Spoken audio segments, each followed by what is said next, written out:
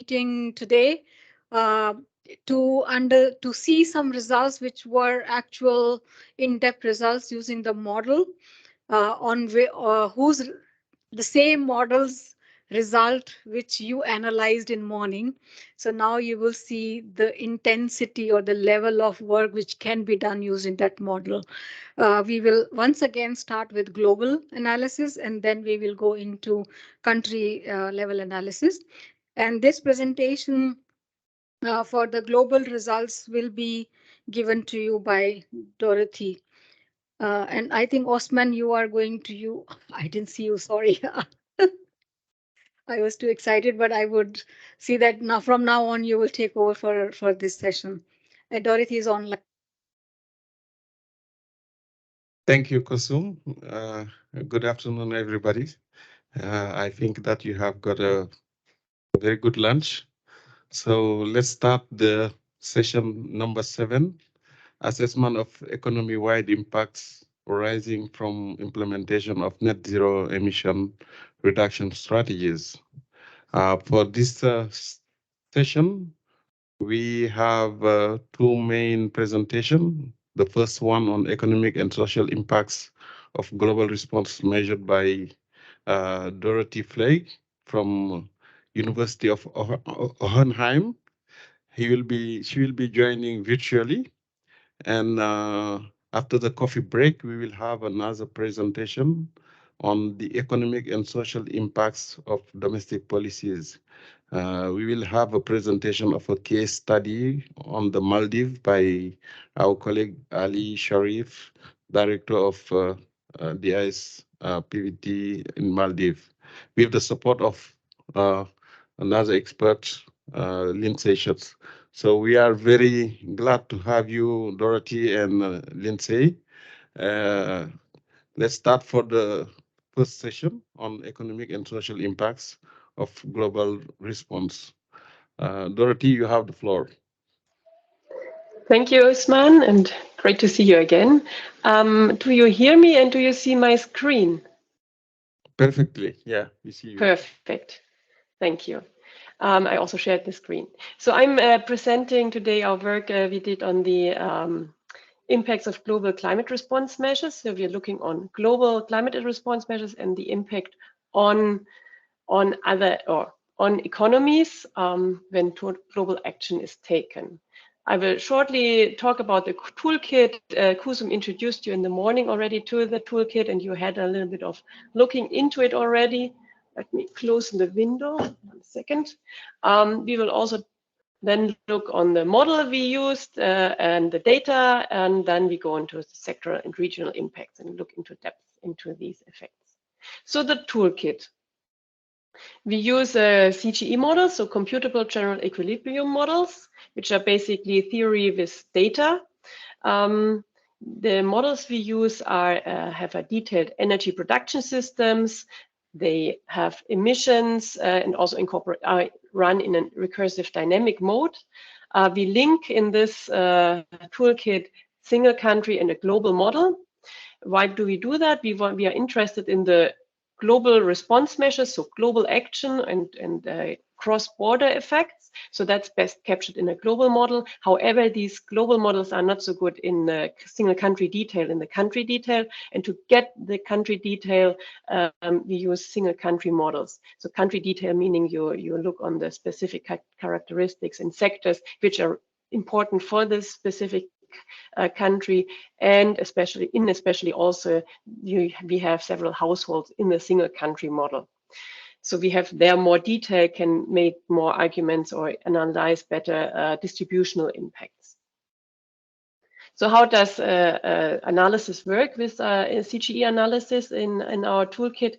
So we first do a thorough background analysis where we also consult with a lot of experts, country experts and sector experts to get the background analysis and information we need and require. With help of policy experts, we define policy shocks. There we need a lot of input as technical people, modelers from really the people who are involved in these discussions. Then we gather the data. So we need a lot of data. We need global database. For the global model, we derived for the Maldivian study, we derived a social accounting matrix for the Maldives, which was not there before. We also gathered policy shock data. Once we have all this data, we run the global model first. No, I don't find it. We run the global model first, then we run get or collect the world price changes from the global model and put them into the pilot country models, so the Maldivian model. So we take the global results, so the world price changes, and use these as shocks to the single country model. Using the global simulation results and country simulation results, including SDG indicators, we then derive policy implications. Oops, sorry. So why do we use a model? Because the world is complex. And what is one of the main advantages advantages of using a model is really to think about how the world looks like. We need to formulate, examine, and understand interactive relationships. And that's one of the main advantages of using actually any type of economic model, because you are forced to think about in a framework. You need to establish a framework, and you need to think about relationships, which you may have not thought about just without a framework. So what is also important, what I want to mention, is that we use using a dynamic model. You feel like you look into the future, but what we do not do is that we do not estimate the future. We look to see some relationships and to see what happens with the world changes according to a specific path, and if something changes in this path, to somehow see how this, if that develops further, how that would affect or grow up and in the future. But we do not estimate the future. We do not do forecasts. So why do we use a CGE model? It is very nice in being theoretically consistent. It uses a deductive logic, and they are mathematical models. So we have data, and we have equations, and we can derive all the results back to the data, back to the equations we used. So we can trace our results. And on the right-hand side, you see a very simplistic model of our models. It's basically a circular flow. You have here on the top, you have the rest of the world who interacts with the factor markets. That would be labor migrating outside of the country and coming into the country for work. Labor is used or supplies labor to the activities which are using factors to produce products. These products are then consumed by institutions, which are households, and the households again supply factors like capital and labor to the factor markets. So you see there we have circular flows. Of course, in the model, we have several activities, we have several households, we have several factor markets, making all, and of course, a little bit of more interaction, making this more complex. But the principle is what you see here. We have circular flows. So what you also see in this right-hand side circular flow is that you have linkages between institutions, factor markets, activities, and product markets, but also linkages between sectors. So we capture both direct and indirect intersectoral, interregional, and intertemporal effects which are induced by policy changes with this type of models, and that's what makes them most attractive. They also incorporate unique features of an economic system because they are based on national account data, incorporating the structure of each economy we are reviewing. Why do we use our CGE models? They are suited to analyze effects of policies. So they are really built to do policy analysis, policies that affect multiple sectors or regions and are result in changes of behavior. So these type of policies are the ones that are best analyzed with CGE models. and everything which is kind of a what if type of scenario, so ex ante, where we do not have yet data to analyze ex post, do some econometrics, then you can use a model which says what would be the result if we would impose this type of policy. So that's how we use them. So they are able to analyze the trade-off between efficiency and equity distributional issues. It's a major advantage, and they are used widely in policy analysis, especially in developed country academic settings. Most of the developed countries have a national CGE models in their respective ministries, like trade or economics. However, being so useful, CGE models have some qualifications. They require a lot of data that reflects database and parameters, the global social accounting matrix, and sometimes also the national social accounting matrix, so the database we are using that might deviate from the national accounts because the social accounting matrix needs to be complete and consistent. And if the national accounts inside a country is not balanced, then of course our database might differ from this national account data. And globally also we have data doesn't match, so imports, that's the most obvious, imports of one economy not necessarily matches the exports reported by the other, by the receiving economy. So, and somehow we need to balance this in our model, because we don't have losses or sudden increases in our database. So these need to be matching, and because of that, there might be differences between economies. And these balancing is, of course, obviously most taxing on small economies. So a small change is a small absolute change might not be relevant for a large economy, but for small economies, it is very relevant. And therefore, we use this type of study, doing a study for the Maldives, we feature back up the global model with a single country model, which represents the Maldives. So we don't have these distortions just coming from the reconciliation of the database. We also need skills, human capital, so a lot of education is required to build, use, and analyze the models. And for interpretation, I want to highlight again that we do not do forecast, even though we use a dynamic model. So a forecast would be the outcome of all changes. What we are looking for in this type of model is to understand the forces a specific shock or policy might unleash. So we are after seeing what a specific to distill a specific policy effect. And that's how we should use and should analyze these type of models. So now let's look on the model we're using for the data for this study. We have a database. We use the GTAP Power 10 database. We have 22 regions, which are major trading blocks, important trading partners of the Maldives, and 2 small island regions.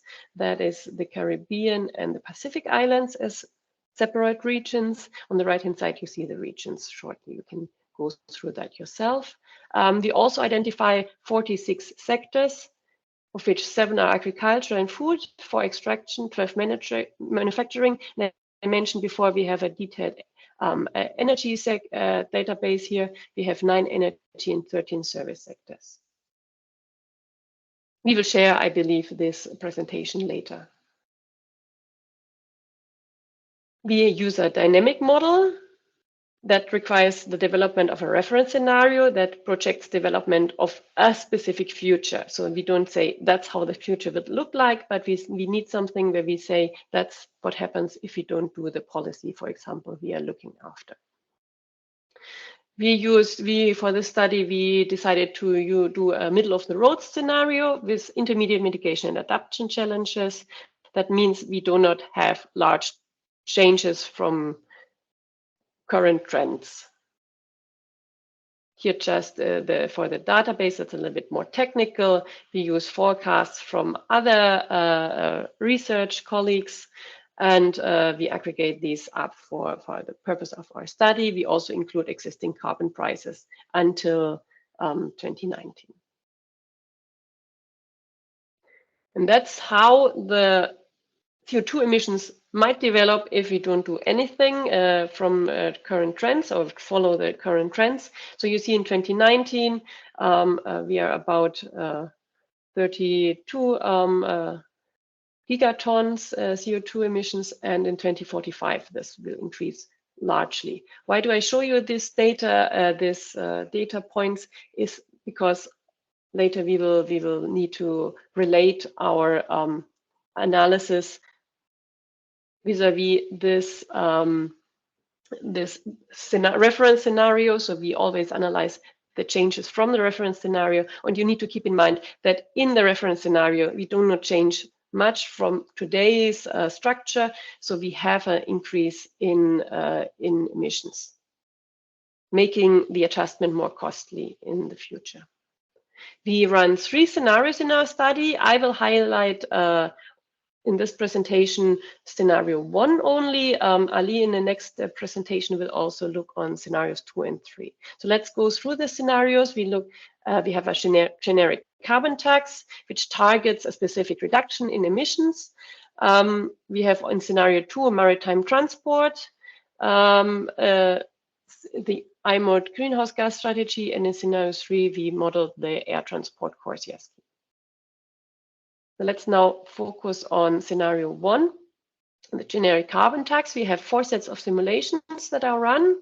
The first one was to limit warming to 1.5 degrees with no limited temperature overshoot, returning warming to 1.5 degrees after a temperature overshoot, and we limit warming to 2 degrees and 2.5 degrees. The data or the reduction which is needed we take from the IPCC publications. In the standard simulation, half of the carbon tax income is invested and 5% of carbon tax revenue is transferred to support climate response investment in low-income regions and cities.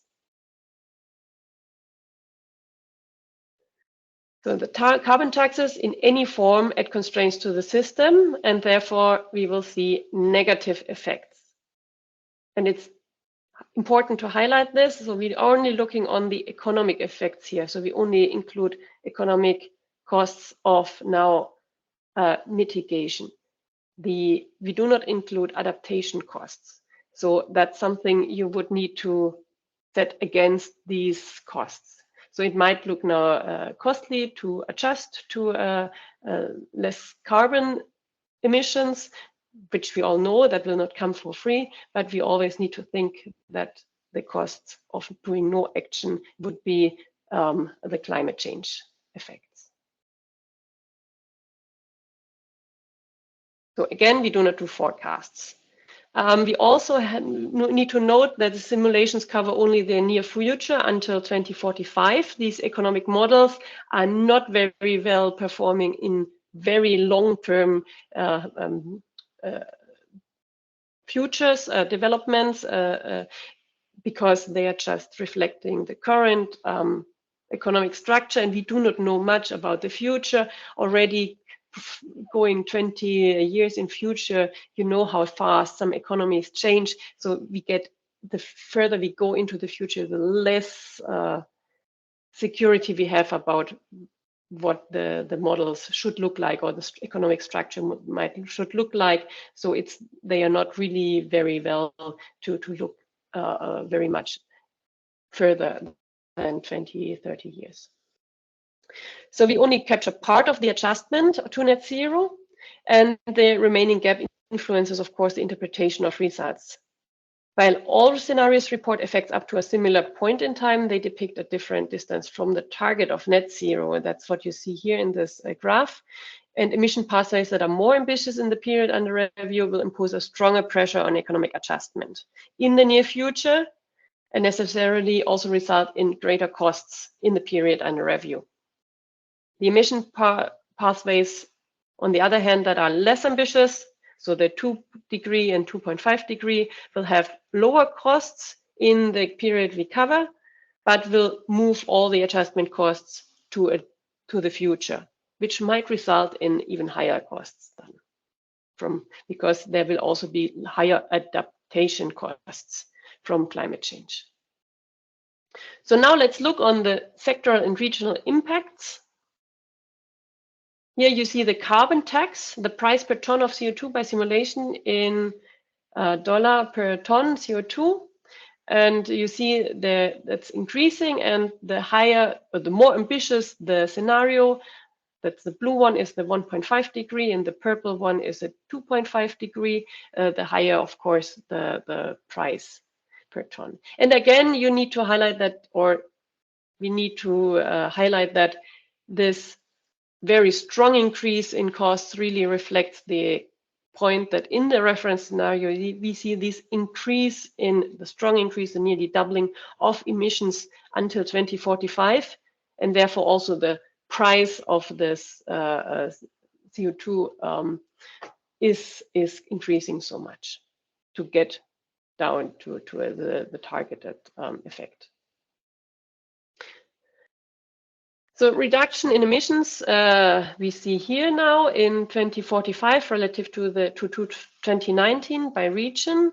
In the first, in the upper part of this table, you see the global reduction. That's our target. All of the regions have the same uniform tax, so which is levied per ton of CO2 used in production consumed by households and production. All that means that, and we see a difference, so all regions participate in the tax scheme and low income states regions receive transfers destined for investment in renewable energy. The regions, they differ by the amount by which emissions are reduced. You see that Australia, New Zealand, USA, Canada, and Eastern Europe and Central Asia, Russia, Gulf states, and South African Customs Union, SACU, are showing the strongest reduction of emissions in relative terms, reflecting their relatively high energy intensity or CO2 intensity, and reductions are considerably below average for the Pacific Islands, India, Western and Eastern Africa. This pattern, this pattern remains similar across simulations, where you see even for the Pacific Islands, India, West and East Africa, you see even increases after in the two former scenarios or pathways. In absolute terms, that's what you see here. And on the right-hand side in green, you see who are the big fish that are the dark green. So these increases are relatively low in absolute. So the increases of the Pacific Islands, India, and the African regions are relatively low in absolute terms, except for India. What we can say with this table is that the policy changes the composition of the regional contribution to emissions. The most regions that currently contribute relatively large shares to global emissions have large absolute reductions. Skip this one. Let's see. We also see that we focus now on the 1.5 degree scenario. Oops, sorry. So on the here you see the effects on production, most affected, and I assorted the effect by the regions by the size of effect. You see what I wanted to highlight. We see in the first column the percentage change from 2019 to 2045, and on the right hand side in the middle column you see the percentage change from the reference scenario. And what you see is that the Gulf states decrease have a 66% lower growth relative to the reference scenario, and also a strong decrease in relation to 2019. However, that also reflects, or you need to also consider the reference scenario, so the GDP growth rate that is reflected in the reference scenario, which you see in this gray column. For example, in the third row, you see Eastern Europe and Central Asia decreasing 40% from the reference scenario, but still realizing a growth in relative to 2019 of 48%. So what we can say when we look on these, and on the right-hand side, I now add the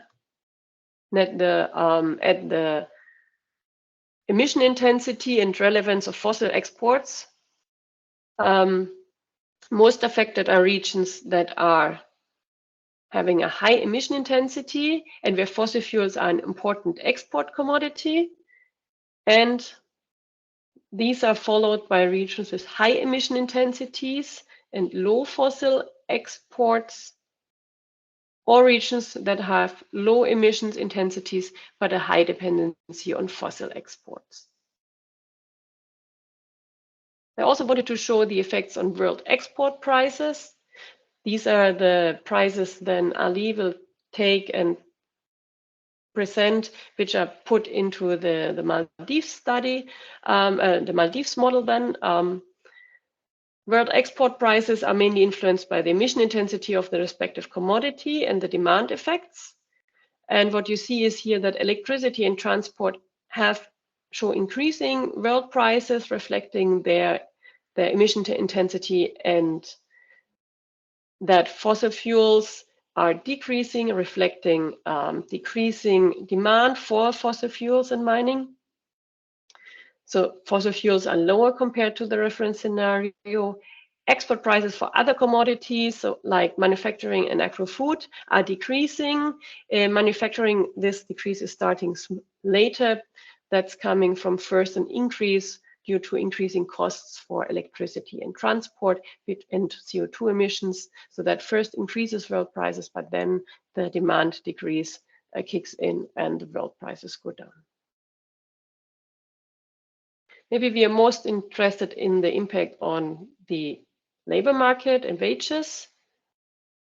The carbon taxes, they affect production and income, with different sectors affected differently. Changing costs and prices will affect labor demand and wages, and workers that experience a decrease in wages seek employment then in other sectors. That's how the model works, and that works until relative wage rates between sectors are balanced again. So that's what we have in our model, or the assumption in our model.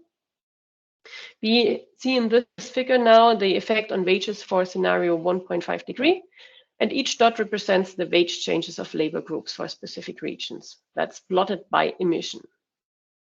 In blue, we have the effect relative to the reference scenario, and in green, we have the effect relative to 2019, so more or less the absolute change.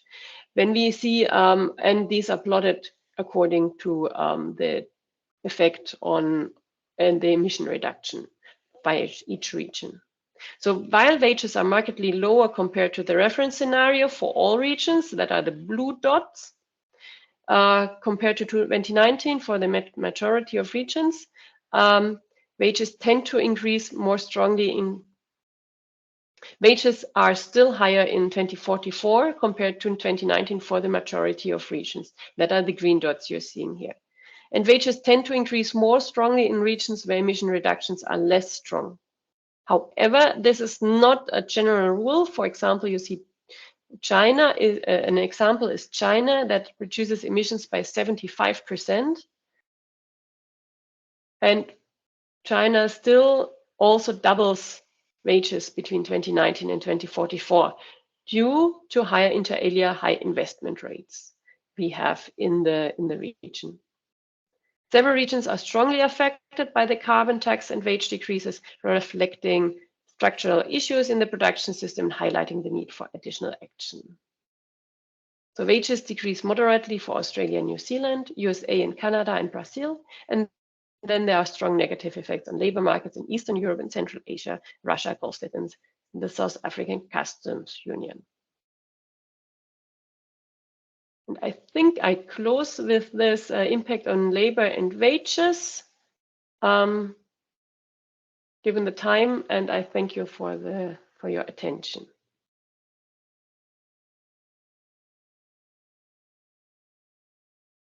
Thank you, Dorothy, for this substantive presentation. Considering the time we have from now up to the coffee break, I can allow 10 minutes of Q&A. If anyone have questions, requests for clarification in the room. Okay. Marek? Yeah, thank you very much. I have a technical question, but which I try to formulate in a way that we also do understand from policymaker side. Did your model allow for a structural change? Meaning that, for example, a computable general equilibrium model or CGE model typically assumes the economy is in an optimal state. So whatever climate action you do, it always comes to a negative. So for example, we have done a study in the past on the transport sector where all CGE models did show that a Tesla type of car would never make it to the market. And now it is the most valuable company among all car makers. So if you don't have the sector, like say the electric vehicle manufacturing sector in your model, like the GTAP database you use has no green sectors as such, then it will always show negative. Now, if you were to include like renewable energy technologies as a sector and say the Gulf states would invest into renewable energy like solar power or green hydrogen, which is increasingly cost competitive, and you would shift these investments, the negative, obviously, and that is a question, the negative would be less so or even could turn to positive because a structural change sometimes allows for more value addition in the country, which adds to GDP, which turns a negative into positive. So in short, the question again, whether you in your model could allow for structural change to have a development path which allows to compensate for this negative through investments into emerging industries, not to be the export of green electricity through solar electricity and transition networks to Europe and Asia from the Gulf states, as well as green hydrogen through liquidized gas. Thank you. Yes, Thank thank you for you. this excellent question. May I answer already? as well, Yes, or- because sorry. it's too technical. I will allow you to answer first this question asked by Marek on structure change. So you have the floor, please.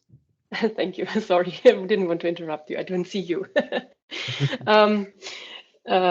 Yes, thank you for this excellent question. Yes, so two points here. Yes, partly we have adjustment possibilities. So we have the renewable energies sectors in the model, and we also allow substitution between these energy sources.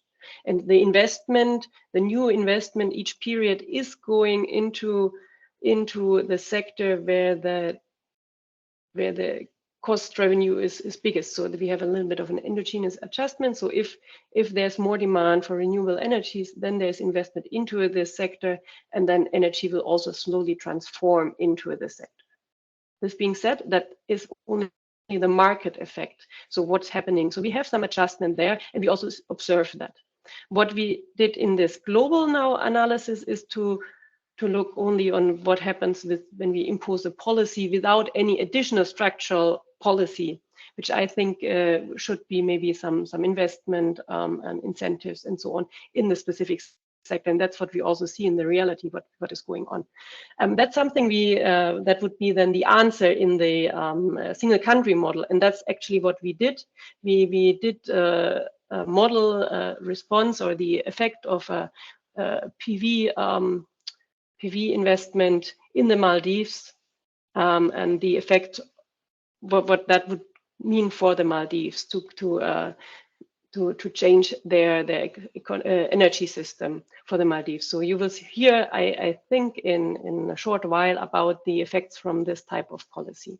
So yeah, indeed, we model that and we are fully aware. So in what I didn't mention, we saw very strong effects in some regions, in especially the Gulf states, for the carbon reductions.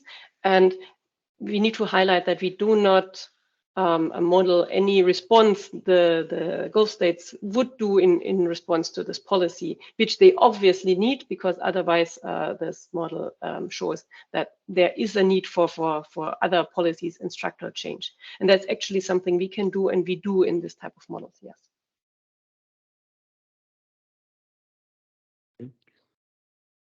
No. Excellent. So hello, my question is about the data collection. The data you need for the model, is it a historical data? I mean, it has to be gathered from the past. And if it's so, like in our case, mostly we don't have historical data, and there is a gap for the data. So how we can close that gap?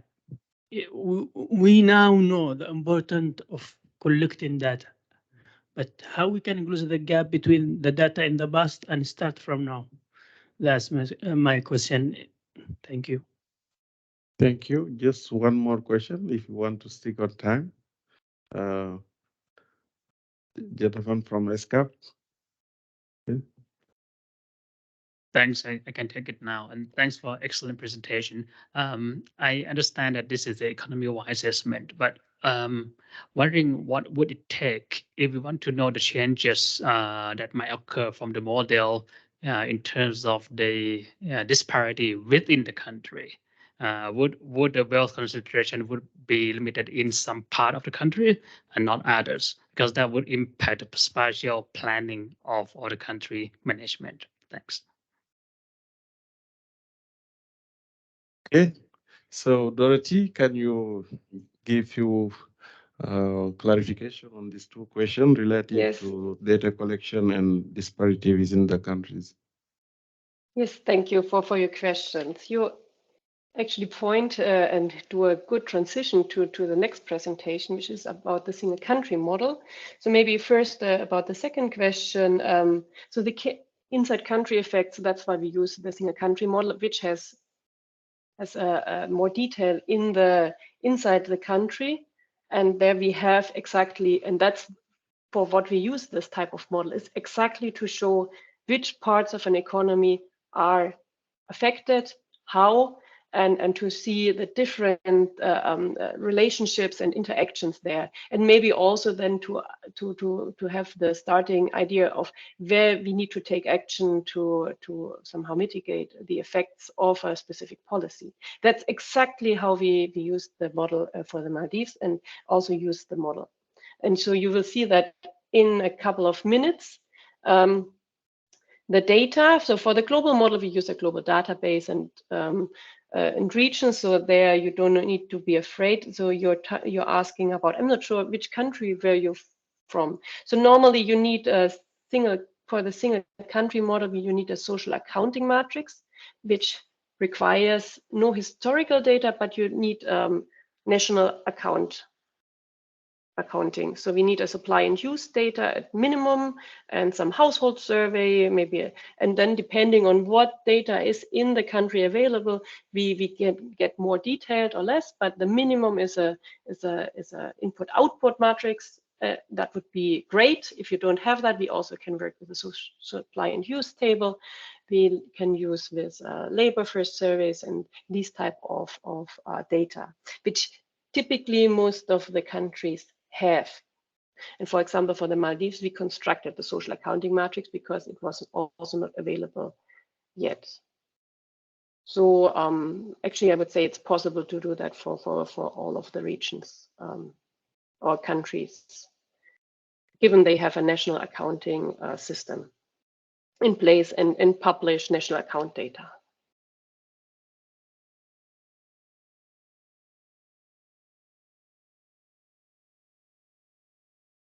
Okay, so I think we will have the opportunity to to see a concrete example in the Maldives in the second part of this session after the coffee break.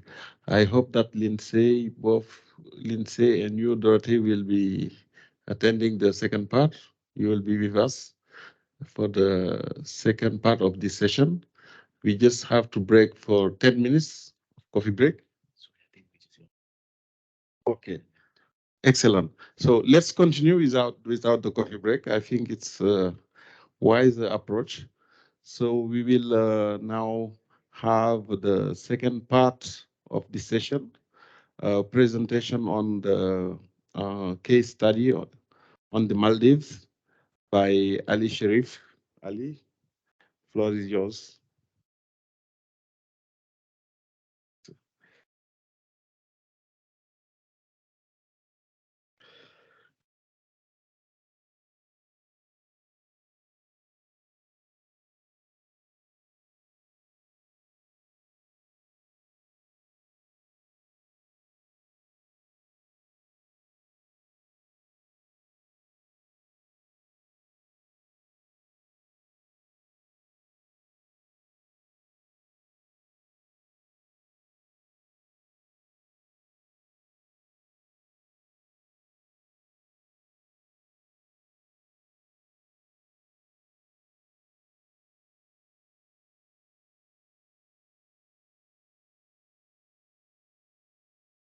Okay.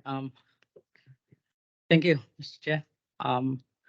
Yes. So it's good to see some old faces. So, by the way, I'm Ali from the Maldives, which just as a brief intro, which I was part of this response measures program, which for quite a while before I moved away. But I mean, so the government asked me to give this results presented here. This because this is an important piece of work that we did through. And as you have seen, even in yesterday to begin with, we have been talking about evidence-based decision, the importance of that. And unless we have the evidence, it's very difficult to, show and convince the people. So as part of the work program in the response measures, that's one of the very key areas to build up this sort of case studies and evidence-based information to be out there so that the proper decision could be made. So likewise, this was a case study which was done specifically for Maldives, which you have seen just in the previous presentation. So just to give you a bit of country context, I think even in the previous presentation, she has made it very clear, okay, our population just reached pretty much half a million last year. And then geographically, it's about 1,200 islands dispersed through like 0 to 8 degrees latitude wise. And then, of course, we are vulnerable to all the climate change impacts on sea level rise, extreme weather events. And our country is entirely solely dependent, heavily import dependent. Even our tourism sector is, it's imports and exports, plus all the daily needs are met by imports. So being a very import dependent country, we are, vulnerable to all the external shocks that the world is undertaking. So just to give you an idea of how we get impacted on the economic. So I just took the GDP growth starting from the early 80s into 23. And you can see all those dips. I've tried to relate it to the global events. So be it like the very first one is like the neighboring country, we had an explosion in the, so by then all the tourism was following through the Colombo route. So when there was an attack on the Colombo, we had an impact on our GDP. So likewise, major world events, we feel the brunt of that. So that's how our economy is, related to, even if it is not climate change or even climate change, how it's impacting our economy. So then we have a very narrow base because tourism sector takes quite a chunk of our GDP. And then, of course, all our energy needs are heavily fossil-based, but gradually, we are trying to introduce renewable energy and move away from the fossil fuel, at least to reduce that. And then our islands are, totally dispersed. So daily routine, people have to travel between, and then even for the tourism sector, because the islands are, dispersed. The transportation, be it domestic air transport or even the by ferries and speedboats, that's quite a lot goes into the transportation. And yeah, our emission is compared to global 0.003. That's almost zero contribution into the global. But I mean, we feel the brunt. And our NDC, the updated NDC was to reduce our emissions by 26% by 23 from the 2011 levels. So that's how, just, I know maybe it's not readable, but that's how you can see the larger one is the tourism, and the next larger one is transportation and communication. So that's how it's contributing into the GDP, the two main sectors. And yeah, so the case study, so I'm not going to go very detailed into this. Like, the previous presentation was about the global analysis, which we did. And we used, of course, that CGE model, and a global model was connected to the to run the single country model. So that's how it was, like explained by Dorothy, how that's going in. So then to see, the domestic to global feedback, of course, is not true, because our country is not that big to influence from our economy into the outside world. So that part is not considered in the modeling. So we've considered two things. One is domestic impacts due to the response measures. I mean, the domestic response measures that we're taking in, how that's affecting our sectors. That's one thing. And the other scenario we looked is the impacts on our economy due to the international responses. So basically the cross-border. So those are the two things that we looked at. And of course, we used the CGE model using the social accounting metrics and other data to be fed in. And the impacts are examined from 2020 to 2045. So, and then in the two domestic climate change responses we were considering. So, like I said, the tourism industry has a very energy intensive sector. So we thought we would divide that tourism and the non-tourism. So that's why you see all the alternative energy strategies, like infiltration of the renewable energy into the non-tourism and the tourism sector is considered. And in the global response measures, we considered three scenarios. So basically, one is about the reduction of the temperature in 1.5, 2.5, 1.5 overshoot, and with a 2.5 degree warming.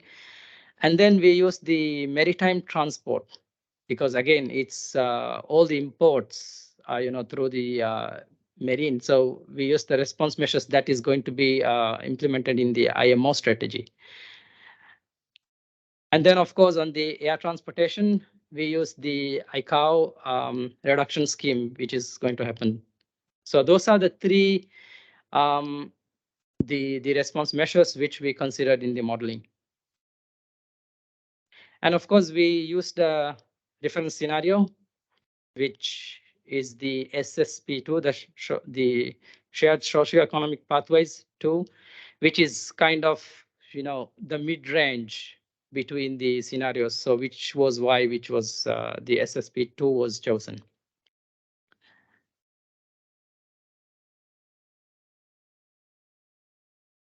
Okay, so now I'm going to go into the details of the domestic response measures first, and then we'll have a look at the international one later on. So what went into the domestic response measures scenario was that, of course, like I said, it's divided into two, tourism and non-tourism.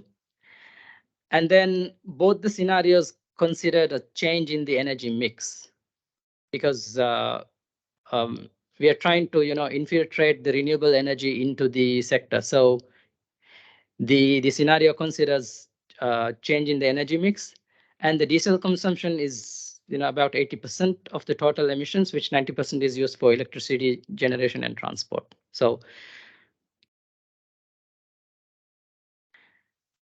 okay, so D1 and D2, of course, again, it's the non-tourism and the tourism.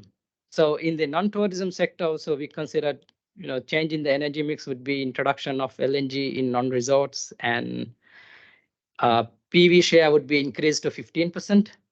And eventually, because right now the government has heavily subsidized on the electricity generation. So in this scenario, we considered that, electricity subsidy would be phased out as well. And then we'll be, of course, introducing a 9% subsidy on, as an incentive to get the renewable energy to be coming into the sector. So where those investments would be, of course, coming through the government taxes. And then on the next, the resort scenario, we'd be looking at, getting a reduction of 7% diesel usage, and then again increasing a 15% of renewable energy infiltration into that sector as well. But that sector, all the funding would be coming through private investments, because it's all about resorts. And there, of course, there are underlying many assumptions other than this even. So, but one of the assumptions that is, okay, all those assumptions which into the reference scenario remains as it is when we go into 2045 under the SSP2. And then the government balance is, we assume that it would be fixed, but with additional revenues coming through the tourism taxes. And then, of course, again, additional investment for the tourism sector would be coming from overseas. So those are the kind of underlying assumptions which we have put. And I think, yeah, this was explained before by Kusum as well, how the impact is working, how it's, the feedback process is from domestic into the international, which we call the cross-border impact. Okay, so, well, I'm not an economist, unfortunately, but this is how it works, it seems. When, there's a global response measures taken elsewhere, that's going to impact on the global prices, on the import-export. Eventually, that will hit on the exchange rates. And then, eventually it's going to hit on the domestic issues.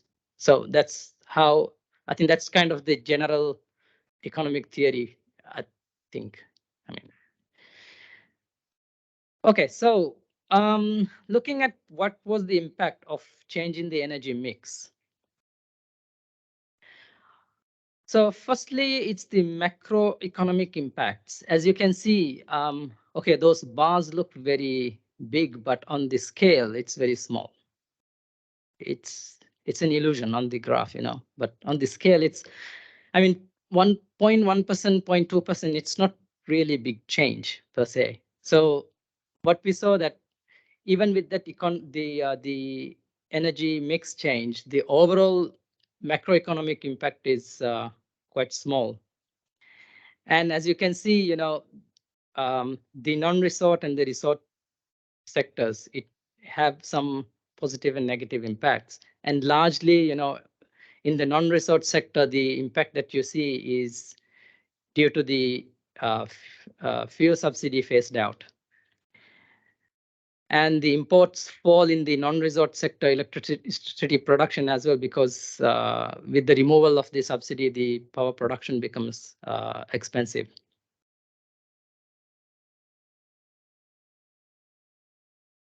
Yeah, and then on the production side, of course, the non-resorts have a higher energy input because of the higher exchange rate and, due to the fall of the import prices. And it has a higher input reduced due to the competitiveness in the world markets, leading to contraction of the entire production. But then you see in the construction market, I think, yeah, in the construction market in the non-resort PV, it kinds of picks up, because with the fall in prices, the commodities becomes a bit cheaper. So the construction market picks it up. But no major effect is seen in the resorts other than in the utility infiltration because of the infiltration of the renewable energy. And then, of course, emissions, like we have seen in the previous little work that we did. Of course, both the scenario shows a reduction in the emission because that's the whole intention of this. And but the RE infiltration with the subsidy removal have a compounding effect on the resort. So it's a bit more on the, it's a bit less in the resorts. And looking at that, how it's impacting on the domestic households, where you can see, it's kind of divided into Q1 to Q4 categories. It's those are categorized depending on the income brackets. And we model that, what would be the kind of impact that it could have on the household incomes. So as you can see, the renewable energy penetration and subsidy removal have a small impact on the welfare. Like on the non-resort PV sector, the difference is again, it's like 0.2, 0.4%. So it's a very small impact. But under both the scenarios, you can see, it's kind of falling below from the reference scenario. So it's kind of having a negative impact. But there are large reductions in the non-resort scenario, as you can see, and broad wages and capital returns due to the GST and fund investments.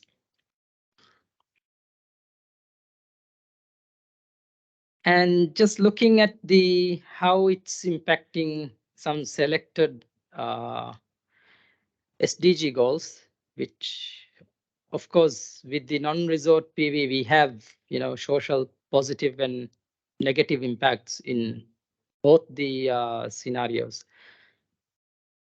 So which of course I'm not going to go into the very details of what touch, but you can see quite a lot of positive impacts progressing towards, we can see on the goal 7, which is about accessible to affordable energy. So the summary is, the market forces alone will not bring that renewable changes because that's quite small, and we need some other policy interventions to bring the major changes. And then, of course, in both the sectors, our NDC emissions, the target, it's going towards that. And we see that the subsidy removal, of course, plays a very key important role, whether that, the magnitude of that impact is even though small, but still the removal of subsidy has a very big part to play. So maybe that's somewhere, the future policy interventions really needs to come in. And then this is like conflicting goals, reduction of the emissions, but cost to household welfare. But maybe that's not what we were expecting. And on the policy implications, yes, on the SSP scenarios, we got high growth, and so we need more PVs to infiltrate into Maldives. And with stable world prices, again, we see that with the change, the price of the oil falls, and then, again, it picks up, so which eventually led to higher emissions in some sectors. And emission of reduction from the subsidy removal and change in the energy mix is one of the things, like I said, we have to consider in that. But then, you see, there are challenges when we talk about infiltrating renewable energy, because at the moment, the only renewable energy source that we can infiltrate is the PV. But when it comes to PV, the question is whether do we have the kind of land for us to install that, which we don't have for the solar PV installation. And even if we do, and then now we are talking about having lagoon installations, but then when we do that, the cost of installation, the repair and maintenance also goes higher because that has to be marine environment tolerable as well.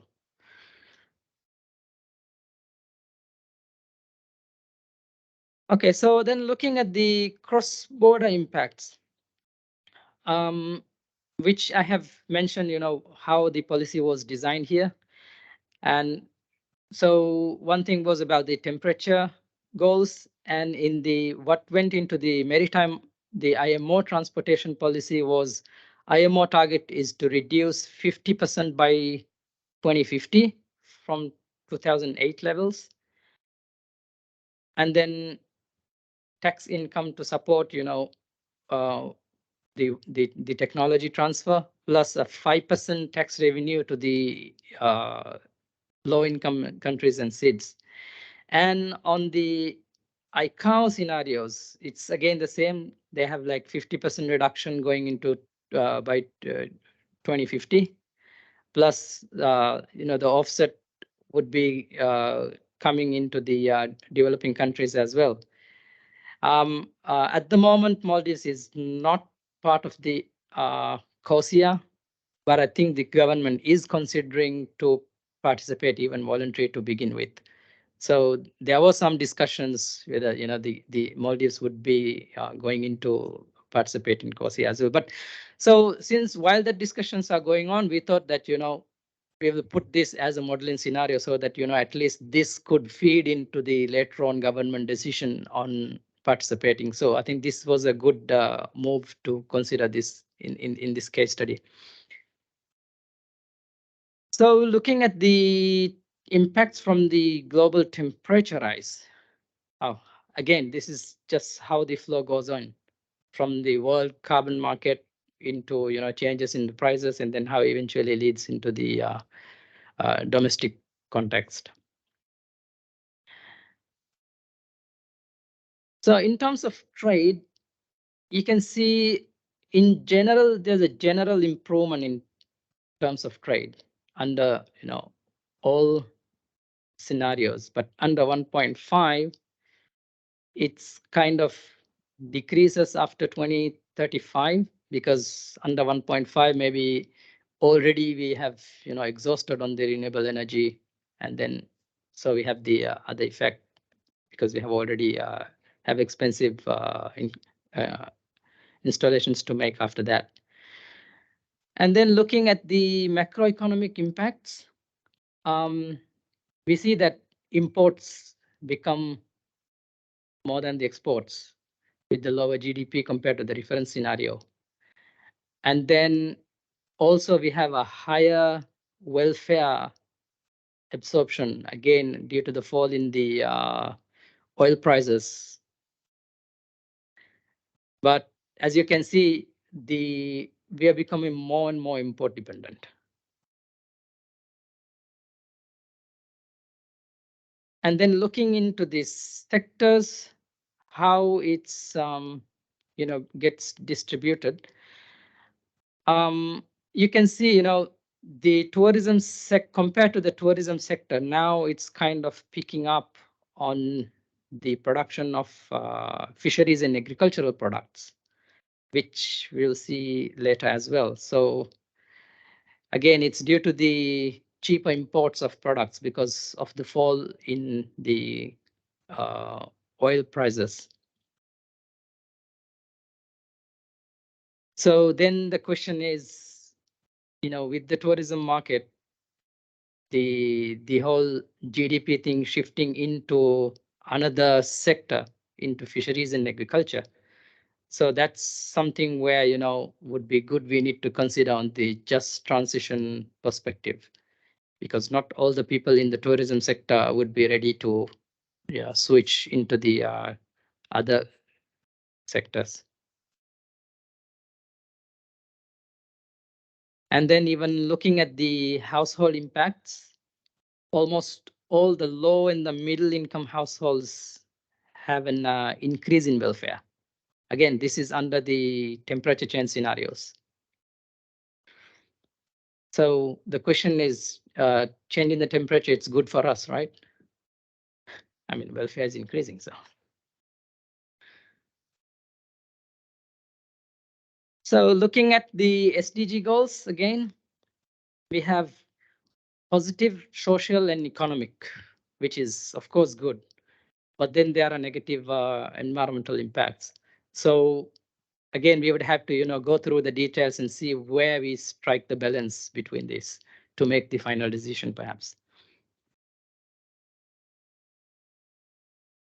So it's good to see that, on goal 9, especially on the building resilient infrastructure and to foster sustainable development and the reduce inequality among the countries, it's picking up.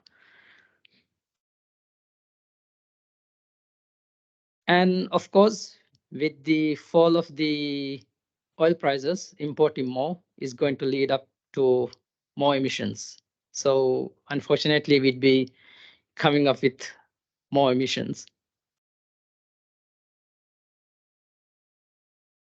So just to get a summary of what this global response measures is, it has an external effect, and the implementation of import carbon tax reduced the demand for the price for the fossil fuels.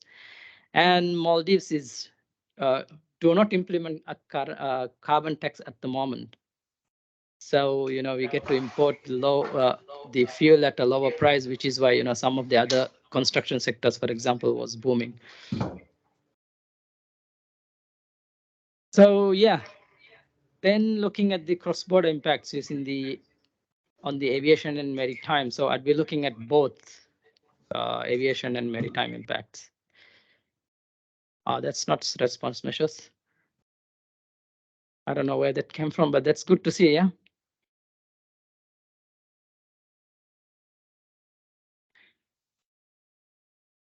Yeah, so you can see the orange one is the maritime transport scenario, and the green is under the COSIA. So whichever scenario, we see kind of a positive impacts overall, but we see the import prices are generally higher under the maritime transport. Because again, it's due to the fall in the oil prices. And this is coming from a general study, which says the gist of that was all of the studies reviewed spanning a period over 25 years found that it was a significant demand response to change in airfares, such that the increase in airfare led to low passenger traffic demand. Of course, that in nature, that's how it would be. But for us, I think this is very important because being a tourism-dependent country, that would have a significant impact. So this is our modeling result, again verifying that. We see by 2045, we have an airfare increase of 45%, and we'd be having a 32% negative impact on the tourism exports. So right now, like in 2019, I think the GDP contribution from the tourism sector is around 30%. So which means we are going to lose that by 2045 if we are to continue in that trend. And looking at the macroeconomic impacts, again, change in the world price imports and exports leads to a lower GDP under both the scenarios. And under COSIA, it's more because due to reduction in the tourist arrival.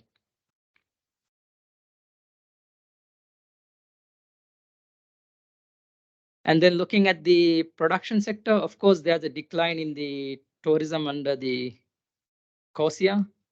COSIA is in green. And transport and other services pick up due to, again, the fall in the fuel prices.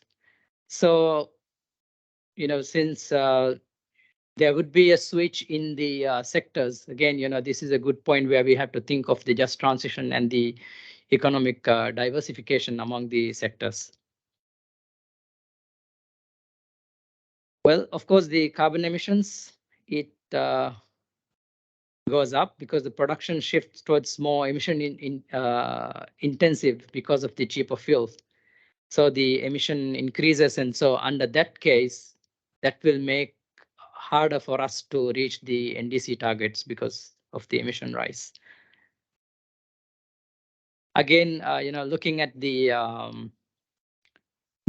impact on the jobs. Of course, in the tourism sector, it falls. And so reduction of job market opportunities. And so this we would have to, consider in the policy making how we can make this just transition among the sectors. So looking at the household impacts due to these two scenarios, maritime responses measures has a less impact than the COSIA. And you can see under the COSIA, it's low and middle income category is more impact, have a more impact than the richer ones. So the poor household needs, some sort of policy interventions if you consider these scenarios.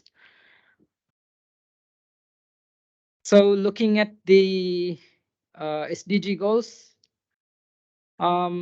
we saw that in general, we have, of course, an economic plus and minus because losing in one sector is going to pick up on another sector. But then we saw social and environmental impacts would be negative. But then again, similar to the previous temperature scenario, we see that again the resilient infrastructure promotion and sustainability is still would be catching up. So in summary, the cross-border impact, we see a strong effect driven by the fall in the oil prices, where our emissions would go up, and which will make, of course, for us to harder to achieve the NDC goals. So which means we have to have some policy interventions to be made of between imposing this carbon tax and to limit the emission growth.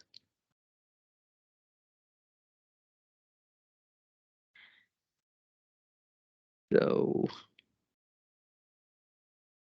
okay, so then looking at some of the challenges, I mean, we've been working actually on this case study for past 2 years or so with Dorothy and the consulting group.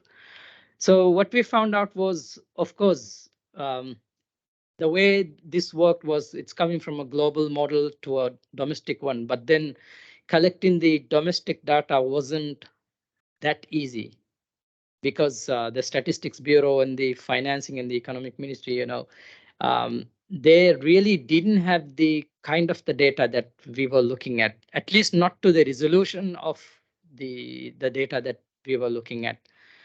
So that was a bit of a challenge. Even in the policies, it's kind of in some places it's a bit murky.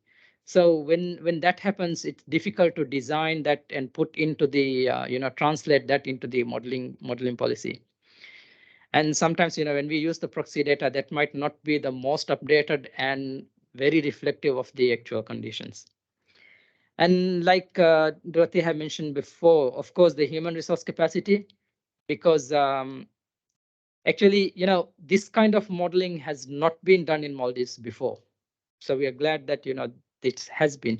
So many people actually appreciated that, we looked at the connection between this kind of assessment and how it impacts the global, the domestic sectors.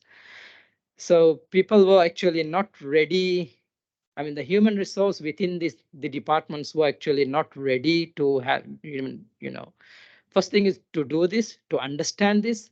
They didn't understand what this response measures and even how that's impacting their work and what would be the relation. So first thing is, to build that kind of understanding and capacity among them so that they would be more invested towards doing this kind of assessments in their sectors. And then we need the right mix of people. Like, I'm not the right guy to present this maybe because I don't do economics, but the actual people who do this kind of economic data crunching and modeling and to make those policies would be the right people to actually, engage in the process. But then unfortunately, when we were going into this, the country was going into a national census, and then like 8 people in the whole Statistics Bureau was busy, and then it was difficult to find their time. But of course, that wouldn't happen always. But So the gist is, to get the right people to be involved in this wasn't easy even. Yeah, so I would like to take this opportunity to thank a special thank to the modeling team coming from Dorothy, Doc, Scott, and Lindsay, and of course the UNSVC Secretariat for their valuable input and time which they have given, and for the Kingdom of Saudi Arabia for funding this. So a special thank. Shukran jaziran. Okay, thank you very much. Thank you, Ali, for this very informative case study. We've learned a lot about the Maldives experience on modeling using this tool, and also the analysis that you've made into which guide the decision-making process. I don't know if Lindsay will add something to that presentation. Hello, good afternoon, everyone. Greetings from the UK. Nothing to add from my side, but happy to answer any questions or hear any feedback. Thank you. Great job, Ali. Okay. Thank you, Lindsay. So, round of questions. First, I have on my list Renzi.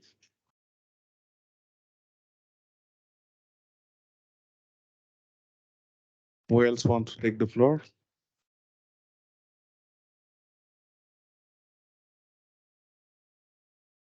Hi, Ali. Thank you for the very informative presentation, and also to your previous colleagues at the scene with the modeling presentation.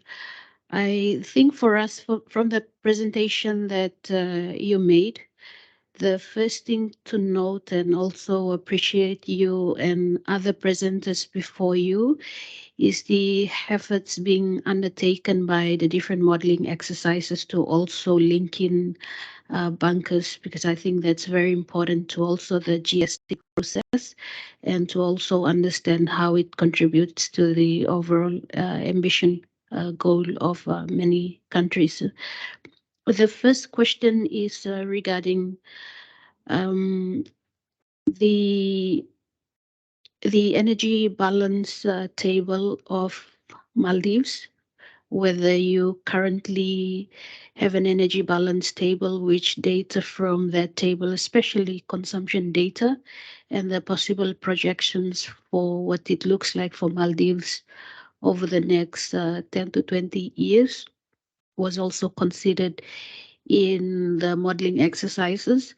And the second one, which is very important, is the vulnerability risk assessment, if those were also considered in the modeling tools exercise.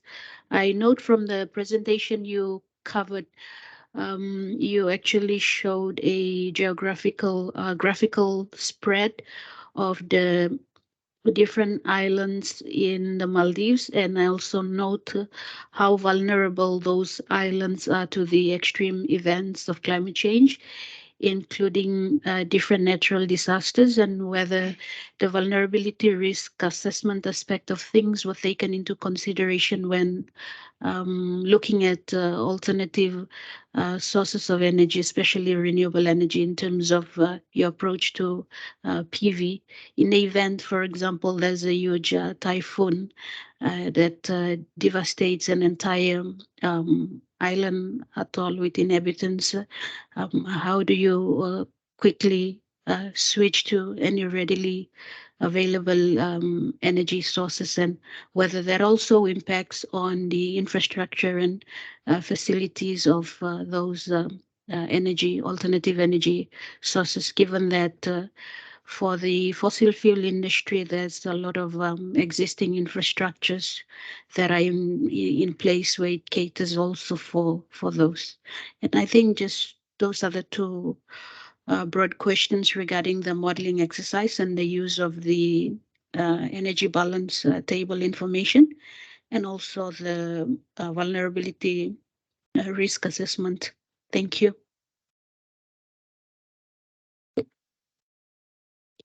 Thank you, Renzi. So I'll give the floor to Ali to respond to these two questions regarding the.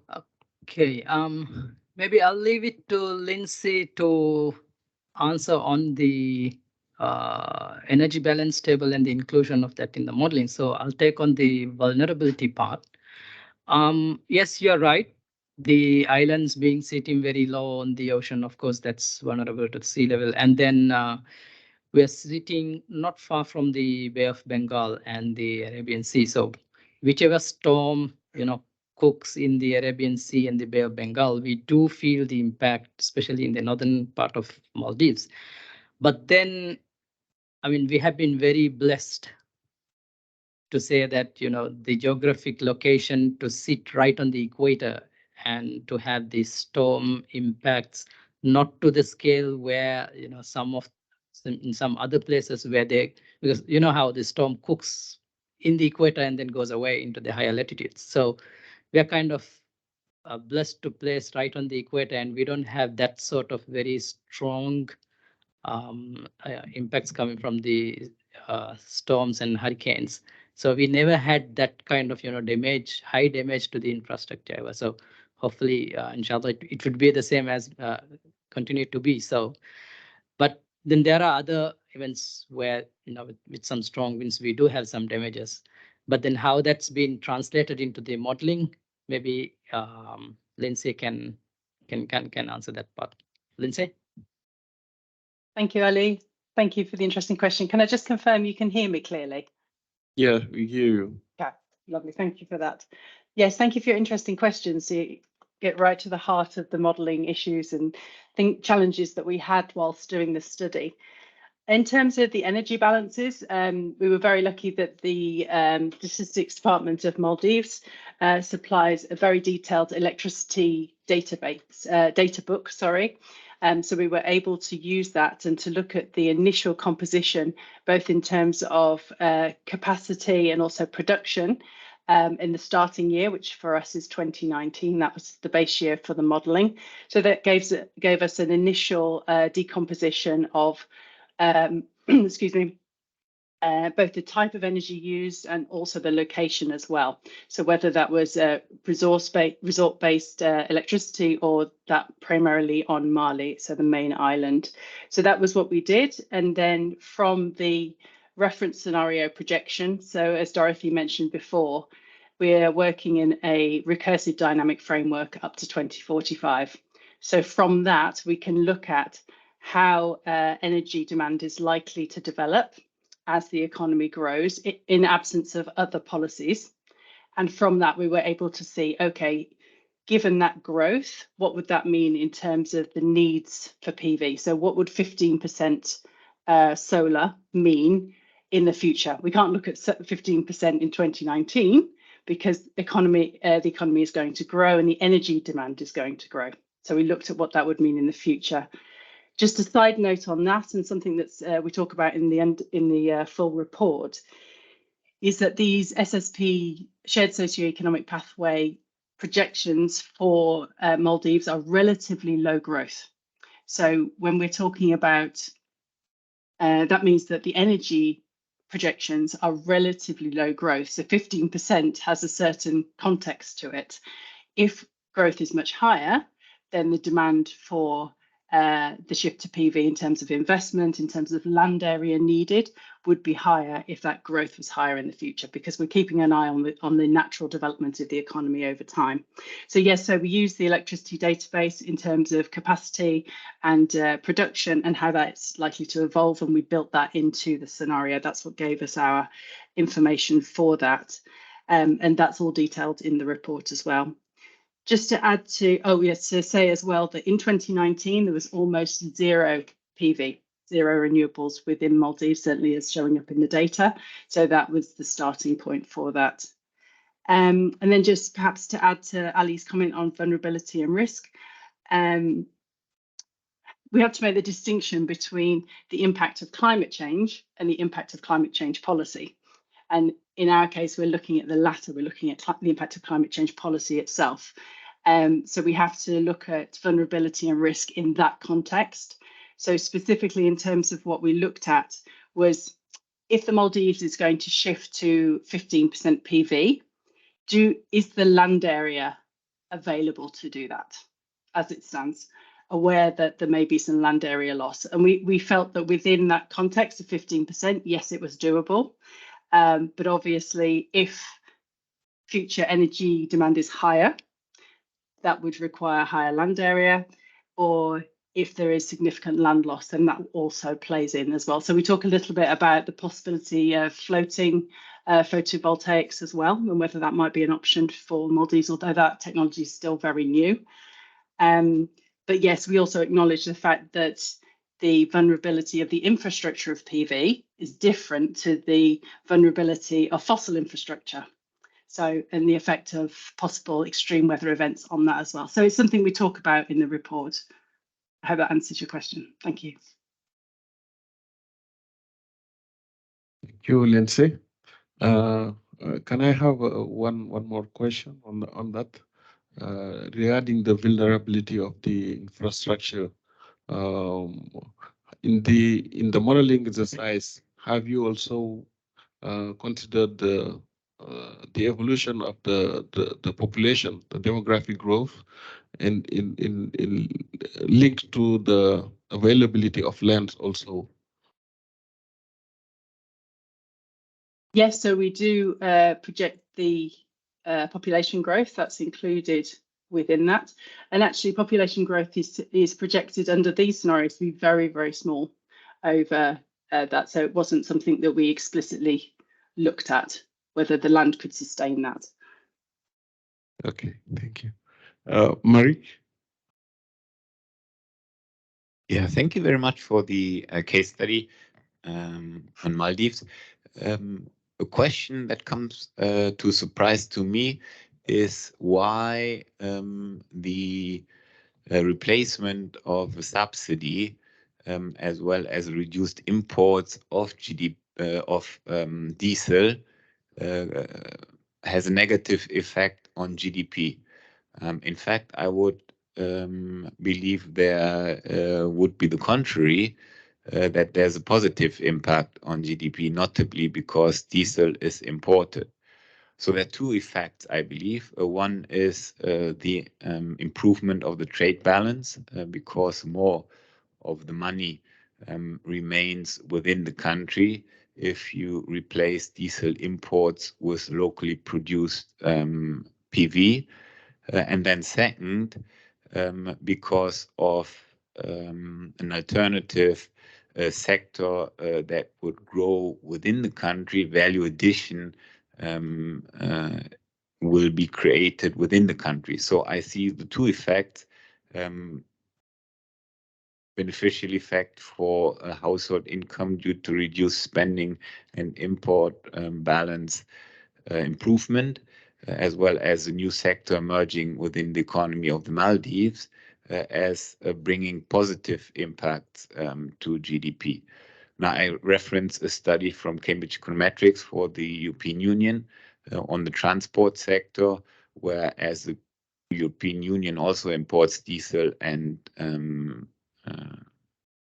fuel for cars, they do find a positive impact on GDP, notably because household spending in the shift to electric vehicles, even if partly imported from China or Asia, reduced household spending on import of diesel and fuel increases the service sector in the European Union significantly, offsetting the prices increases of a tax or removal of subsidy.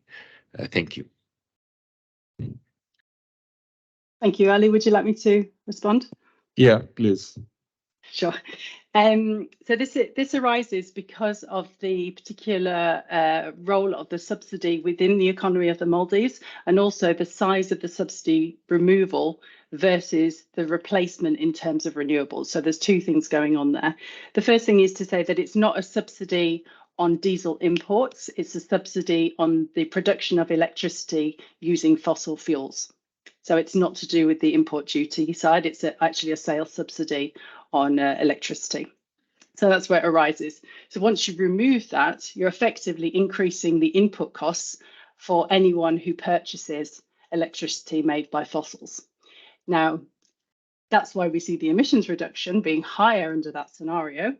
But of course, unless PV is going to jump in and offer much cheaper electricity and at a sufficiently high replacement rates, we are going to see a situation, as we see, that it brings about a small contraction in the economy because of higher input costs and higher costs to direct consumers as well. So the extent to which households themselves purchase that as well. So that's what's driving that. If we considered a higher replacement rate, so higher than 15% PV, there would come a point where we would see the kind of effects that you were talking about. But really, that isn't the level of replacement that we see. But we do see that although there are small economic costs in terms of GDP and slight small costs in terms of welfare, there are big benefits in terms of emissions reduction of removing that subsidy, and that could provide part of the policy landscape for meeting the NDCs for the Maldives. Excellent. So, Salman. Thank you for the presentation, and I can see the comprehensive work you have did. My question is, well, I think you already finished the model and you get the result. The following question should be, what the policy that you, what the action you have taken in the real life based on the result in this model, the policy and so on. That's my question. This question, I think, is related to Ali. Yeah, I think that's a very valid question to ask. Okay, the assessment is done, modeling is done, so what? I think that's the next important step, which, this amount of important results to be digested and,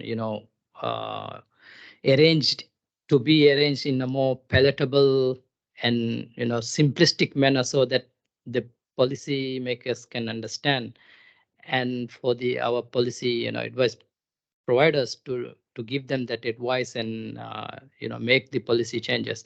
But since this study just concluded, actually they were in Maldives like 2 weeks ago, so it just concluded. So we are trying to see how these results could be going into the national and domestic reports, so that information would be going into the relevant sectors to hit into the policy makers. Maybe one follow-up question is how far this modeling exercise and the results have been taken into consideration in your NDC or the future, the revision or your NDC? No, like I said, it just finished. It just finished. So maybe in the next revision of the NDC, based on the outcome of this, has to be reconsidered in the NDC next targets. Okay. Yes. Yeah, Tanim. Thank you for giving me the floor, Chair, and thanks for the presenters and for you also for joining us all. My question is regarding the graph that we saw about tourism export decreasing. So that was a stunning graph just to see regarding how tourism will fall. The demand for tourism will fall around like 35% or 40%. So given that information, whether it is based on multiple assumptions on the CORSIA mechanism internationally or the others, how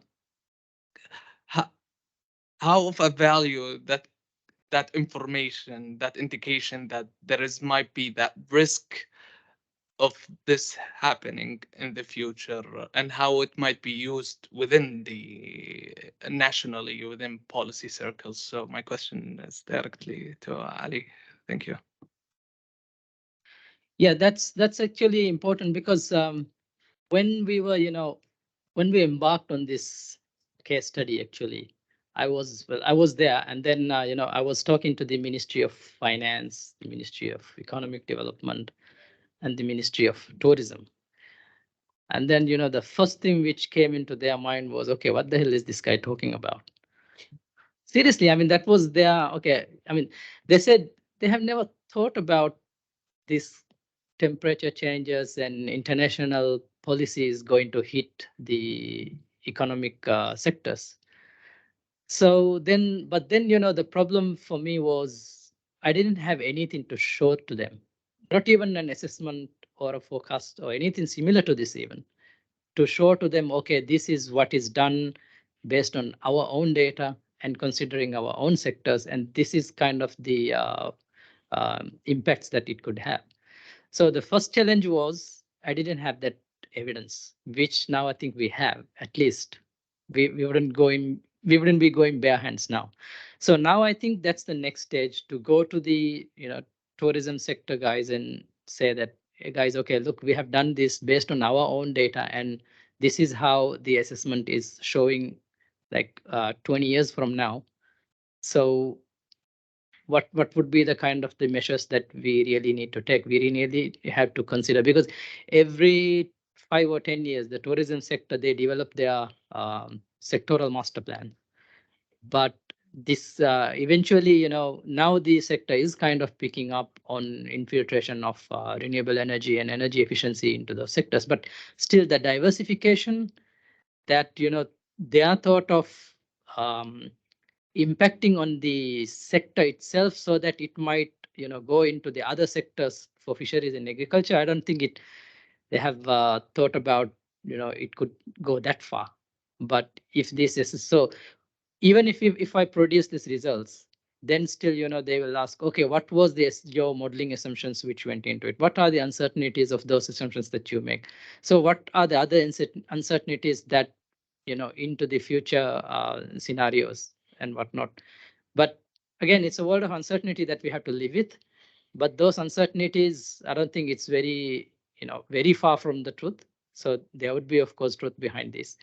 So which needs to be convinced to the sector to consider these results. So your answer to your question is that would be the next step for them to consider. But now I have at least some weapons to start with, which we didn't have before. Excellent. Lindsay, you want to add anything on that? Oh, No, that's great, Ali. Yeah, I think that you responded very well to this question. Now it's time to thank you all the speakers, Dorothy, Ali and Lindsay. Thank you for your excellent presentation and very informative.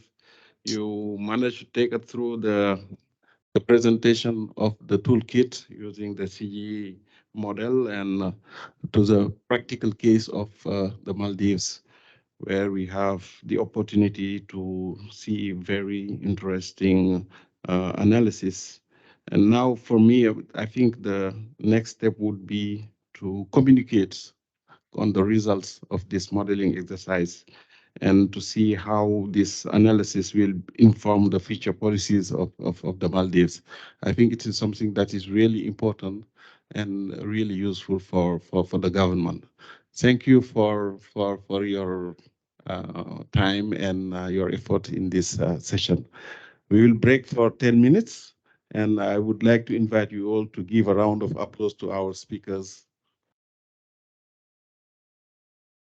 So coffee break, 10-minute coffee break, and we come back in at 4:05. Thank you, Usman. Thanks, everyone.